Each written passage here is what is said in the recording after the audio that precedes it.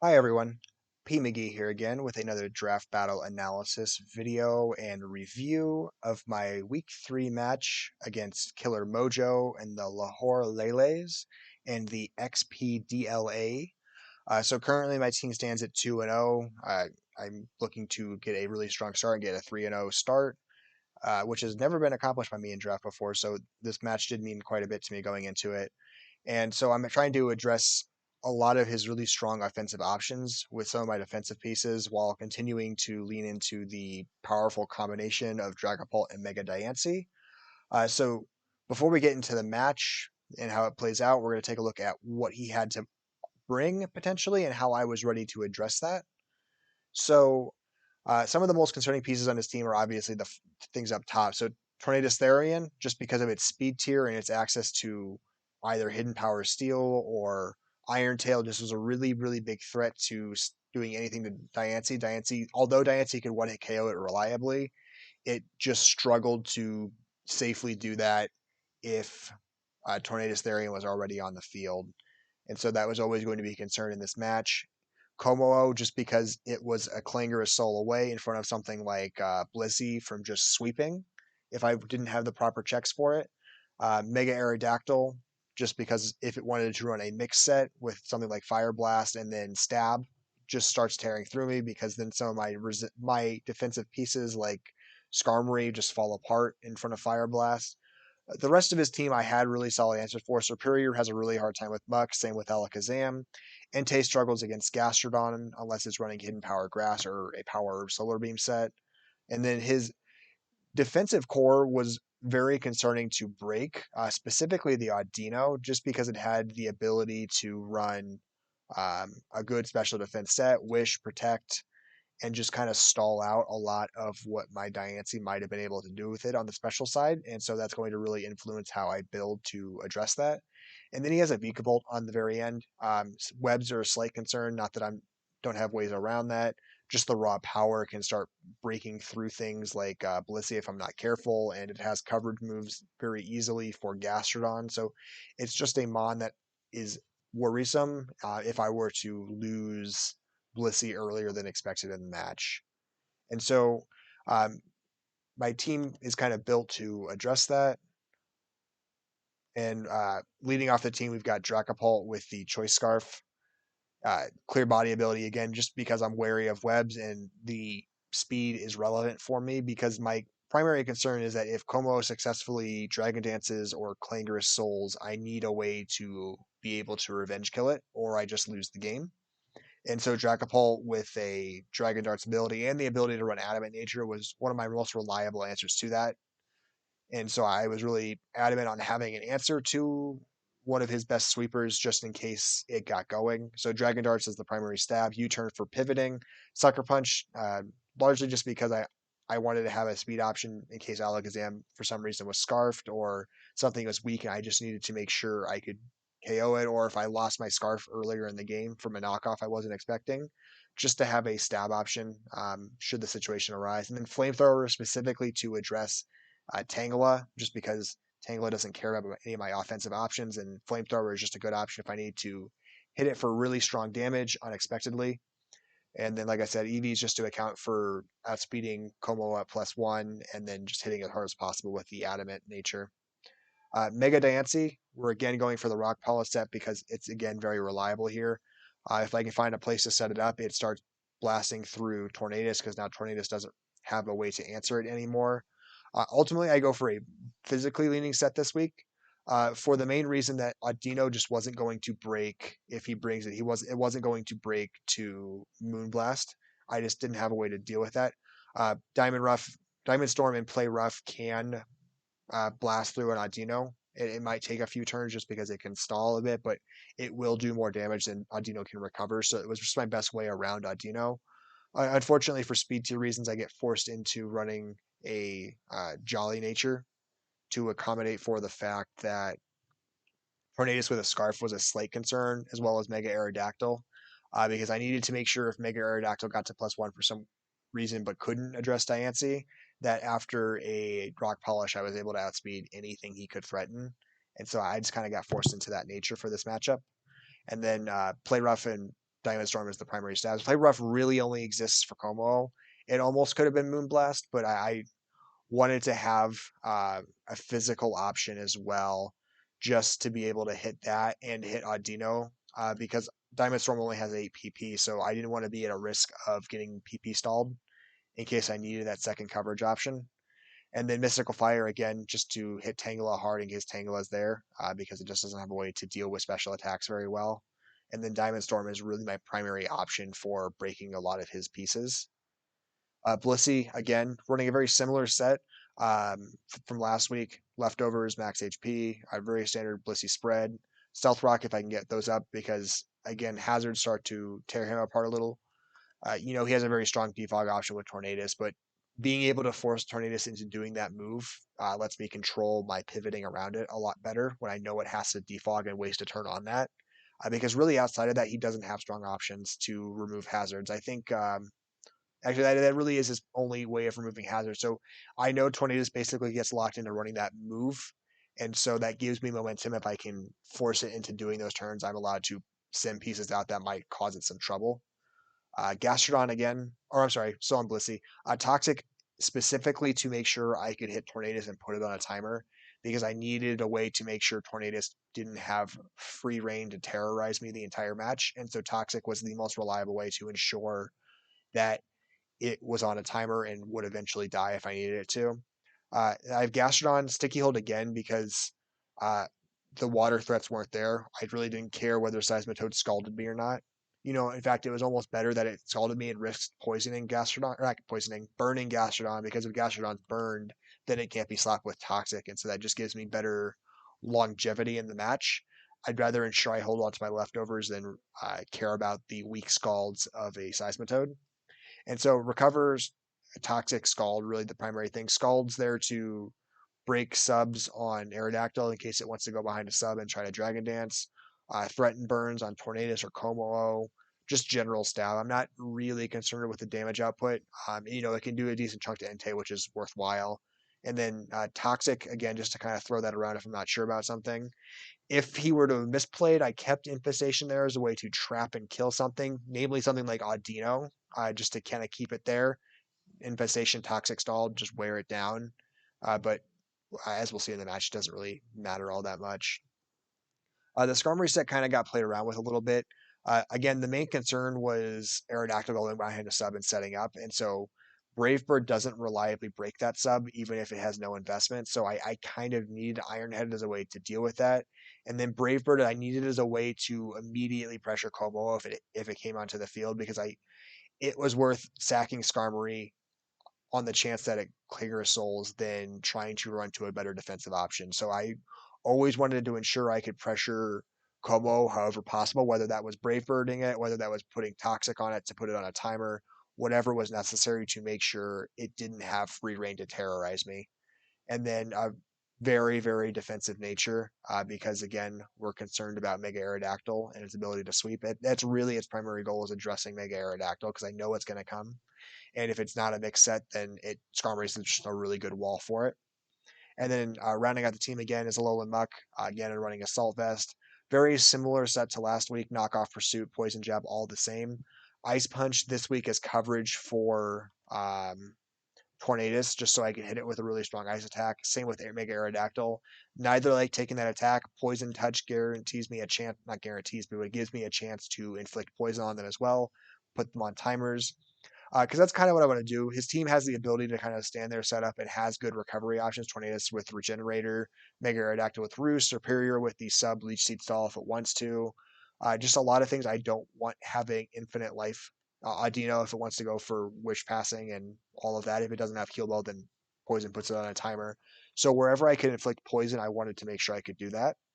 So that if I got enough things poisoned in status and enough things on the field, then Diancie and Dragapult have a really easy time sweeping. So that's the team that I built going into this match. So he basically brought exactly what I expected. Tornadus is there, Como is there, Alakazam is there, Entei is there, uh, Aerodactyl is there, Superior is there. The one surprise was that Alakazam came over Audino, just because Audino was just such a hard piece for me to reliably break, especially if it was Heal Bell. So not having any of those aforementioned defensive options with Seismitoad Adino, and Tangela. I knew this was just a matter of generating enough pressure and weakening enough things that Diancie or Dragapult could clean out the game. And so my game plan is really just built on, again, wearing his team out.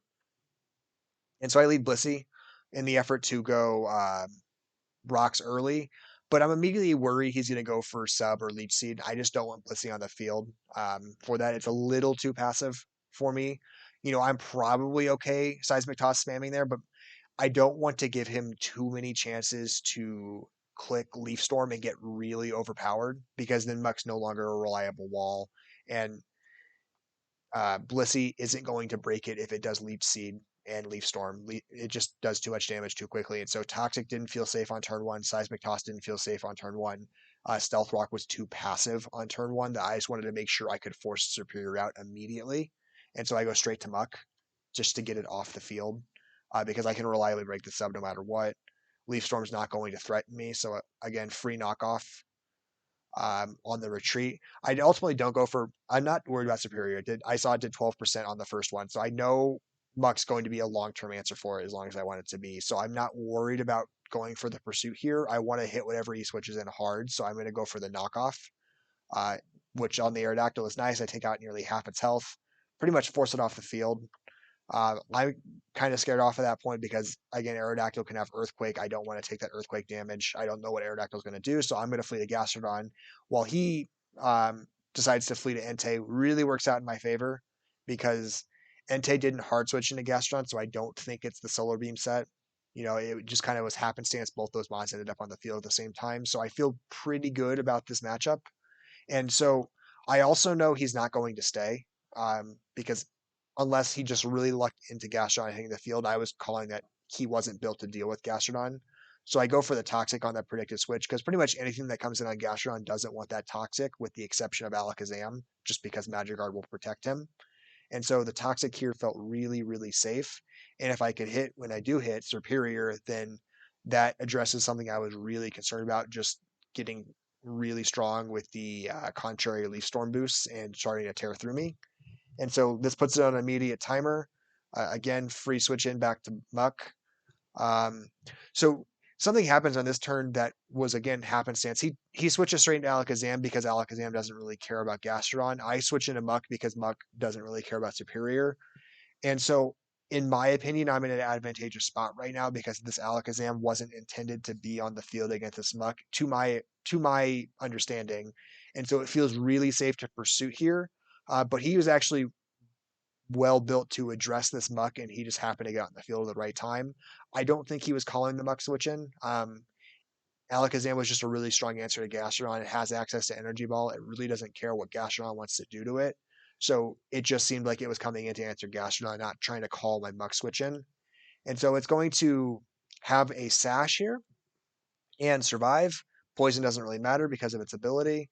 And then it goes for the counter. Really great counterplay by him.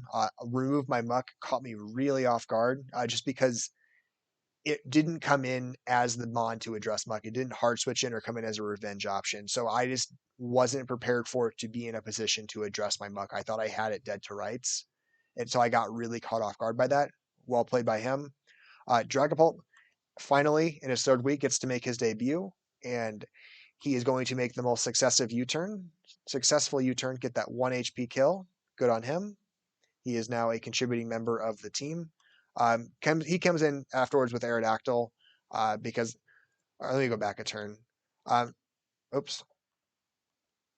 So when I kill Alakazam here, I want to come in with Diancie just because I know Diancie pretty much forces him into something I can manage. It keeps Komo from coming onto the field, which is the thing I am most concerned about.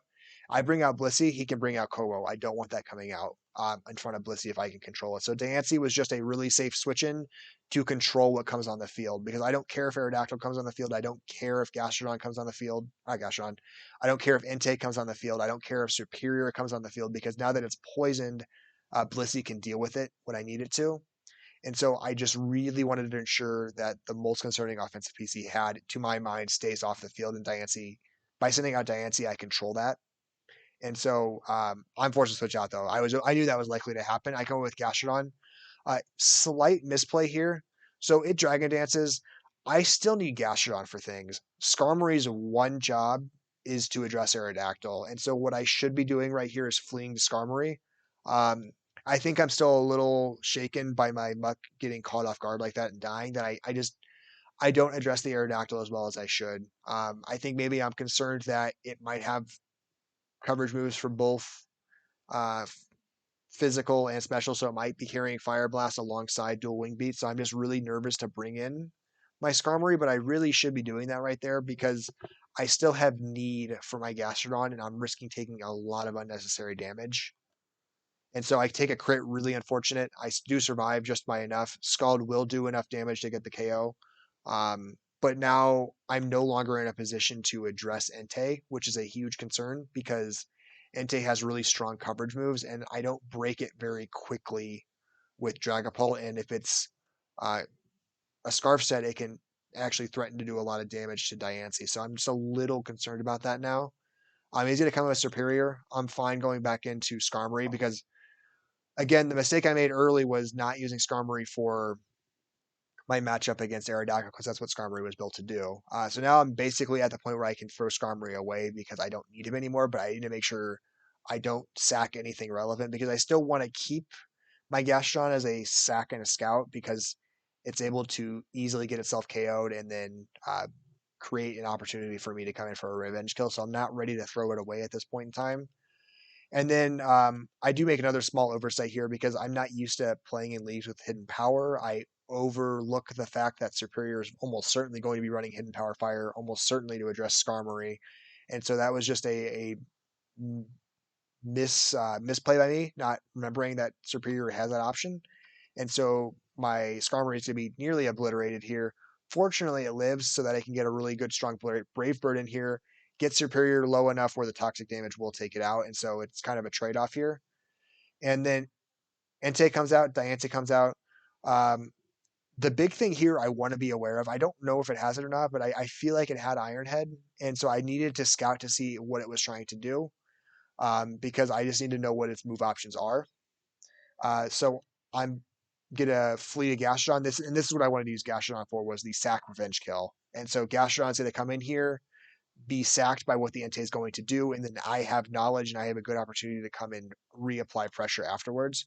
So it bulldozes. Really good news for me because if it was trying to address Diancie directly, it would have gone for the most powerful attack. And so now knowing that it's bulldoze means it's a really free window for Diancie to now come in and set up. And I'm really happy about that. And again, Clear Body is relevant here. No reason to Dynamax right or not Dynamax. No reason to Mega Evolve at this point. Might as well safely, with my excessive bulk from not Mega Evolving, might as well click Rock Polish here to make sure I am extra bulky and that the Bulldoze doesn't take down my speed stat by 1 because I don't need it to. So I'll survive. Based off that amount of damage, it looks like it's banded. So that was just some information I suspected, but I wasn't sure about. I'm going to outspeed it now. Diamond Storm's going to very easily KO it.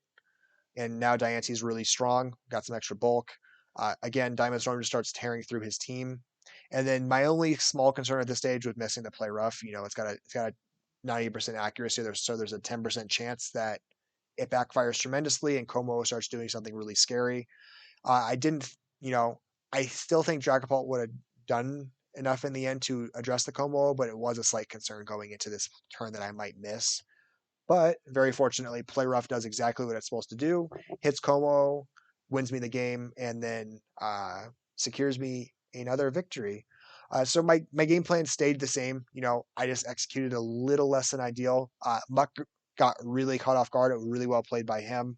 And then I just kind of misplayed how I used my Skarmory and Gastrodon. I used them for the pieces they weren't supposed to be used for. Skarmory was my piece for Mega Aerodactyl, and I didn't use it for that.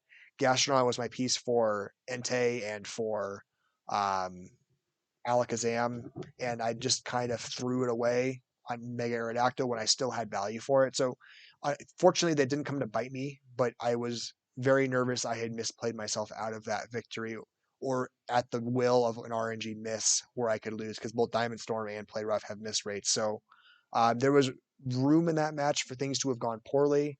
I was very happy that none of that happened, and Diancie was once again able to close out my game and Dragapult was finally able to make his debut. So, all in all, a 3-0 win. my team moves to 3-0 on the season, and I will be back next week with the next battle.